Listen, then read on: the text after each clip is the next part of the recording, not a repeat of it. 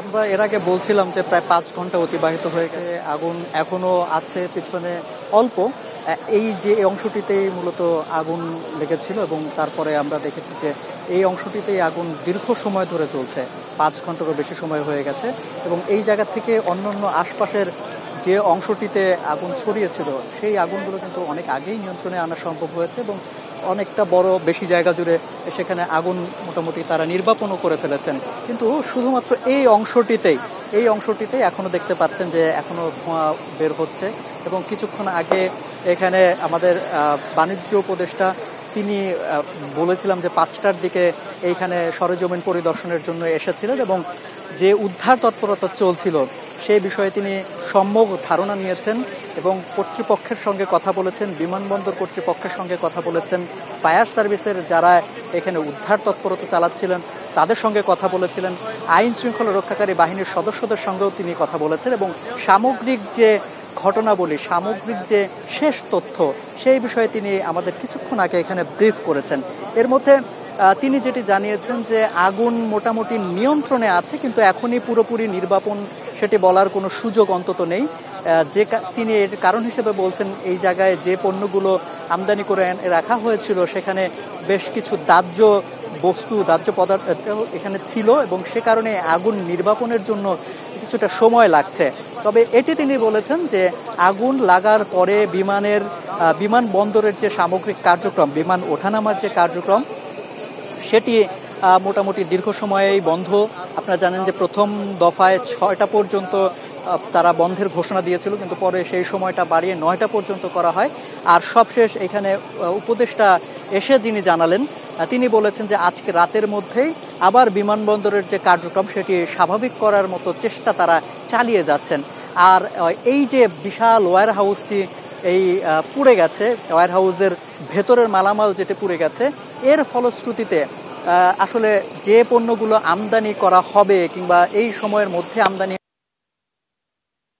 সেই পণ্যগুলো কোথায় রাখা হবে সেই বিষয়ে তারা একটা মোটামুটি সিদ্ধান্ত নিয়েছেন এবং তারা বলেছেন যে তারা বিকল্প ওয়্যার হাউসের ব্যবস্থা করবেন যাতে ব্যবসায়ীরা এই যে বিদেশ থেকে পণ্যগুলো আমদানি করবেন সেগুলো যাতে কোনো একটা জায়গায় সেফলি রাখতে পারেন। আর বিস্তারিতভাবে আমাদের জিজ্ঞাসা ছিল যে এই আগুন কেন লাগলো কিংবা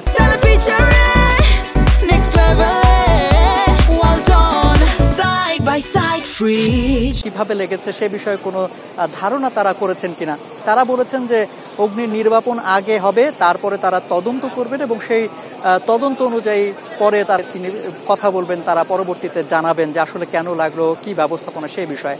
তো এখন পর্যন্ত আমরা যেটি দেখেছি যে হতাহতের বিষয়েও আমরা প্রশ্ন করেছিলাম যে এই যে অনেকগুলো অ্যাম্বুলেন্স এখানে এসে উপস্থিত রাখা হয়েছে এবং এর আগেও আমরা দেখেছি বিভিন্ন সময় প্রচুর সংখ্যক অ্যাম্বুলেন্স ভিতরে ঢুকেছে এবং এখান থেকে অনেকগুলো বিভিন্ন হাসপাতালে চলে গেছেন, সেই বিষয়ে আসলে আমরা জিজ্ঞেস করেছিলাম যে হতাহতের সংখ্যাটা আসলে কেমন। তিনি যেটি জানিয়েছেন যে আসলে হতাহতের সংখ্যা সেভাবে এখনই বলা যাবে না, তবে অনেকেই আগুন নেভাতে গিয়ে অগ্নি নির্বাপনের কাজ করতে গিয়ে তারা এখানে অসুস্থ হয়ে গেছেন এবং অসুস্থ হয়ে পড়ার কারণে তাদেরকে দ্রুত চিকিৎসার জন্য হাসপাতালে নিয়ে যাওয়া হয়েছে এবং সে কারণেই তারা বলেছেন যে এখানে যাতে অন্যান্য যারা এখন পর্যন্ত কাজ করছেন এই উদ্ধার তৎপরতার সাথে যারা জড়িত, অর্থাৎ যে অংশটির আগুন মোটামুটি নিয়ন্ত্রণে এসেছে সেই জায়গার ভেতরে যারা আছেন তারা যদি অসুস্থ হয়ে পড়েন তাদেরকে যাতে দ্রুত হাসপাতালে নেওয়া যেতে পারে সেজন্য তারা এখানে ব্যবস্থা রেখেছেন। এবং আমরা এটাও দেখেছি যে আইন শৃঙ্খলা রক্ষাকারী বাহিনীর সদস্যরাও কিন্তু একদম আগুন লাগার পর থেকে এখানে মোতায়েন রয়েছেন। এখানে বিভিন্ন বাহিনীর সদস্যরা রয়েছেন, সেনাবাহিনীর সদস্যরা এখনো আছেন, আমার সামনেই তারা দাঁড়ানো, এখনো দেখতেই পাচ্ছেন যে এবং আগুনের পরে যে ধোঁয়াটা উদ্গীরণ বেশি হচ্ছে সেই জায়গাটিকে তারা কর্ডন করে রেখেছে মোটামুটি এবং সামনেও যাতে কোনো উৎসুক জনতা ভিড় না করেন, গণমাধ্যম কর্মীরা যাতে ভেতরে না যান কে বারবার বলছেন যে যাতে নির্দিষ্ট দূরত্ব বজায় রাখে। আরেকটি বিষয় একটু বলে, সার্ভিসের ইউনিট এসে কাজ শুরু করেছে, সেটাও কিন্তু আগুন লাগার পরে না, তারপরেও এতগুলো ইউনিট একসাথে কাজ করেও এই যে 5 ঘন্টা ধরে আনা সম্ভব হচ্ছে না। এটা নিয়ে কিন্তু বেশ কয়েকজন এখানে অভিযোগ করতে।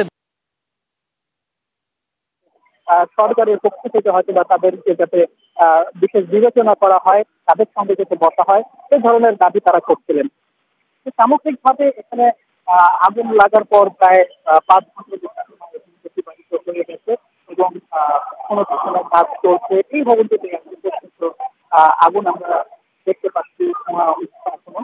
সামগ্রিক ভাবে কখন নাগাদ পুরোপুরি নিয়ন্ত্রণ করা আসবে এবং কখনই তারা পুরোপুরি ভাবে নির্বাপন করা সম্ভব হবে সেটা এখনই স্পষ্ট করে বলা যাচ্ছে না। এবং ফায়ার সার্ভিসের যারা কর্মরত দায়িত্বপ্রাপ্ত লোকজন আছে তারাও এখানে আছেন, কিন্তু এখন পর্যন্ত আমরা বিভিন্ন সময় দেখেছি যে আমাদের গণমাধ্যম কর্মীদের সঙ্গে তারা কথা বলেন, বিভিন্ন সময় এসে তথ্য সরবরাহ করেন।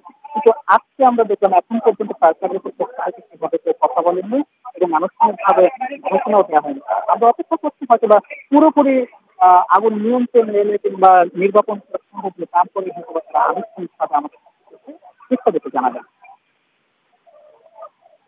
যারা কর্মরত দায়িত্বপ্রাপ্ত লোকজন আছে তারাও এখানে আছেন, কিন্তু এখন পর্যন্ত আমরা বিভিন্ন সময় দেখেছি যে আমাদের সাথে গণমাধ্যম কর্মীদের সঙ্গে তারা কথা বলেন, বিভিন্ন সময় এসে তথ্য সরবরাহ করেন।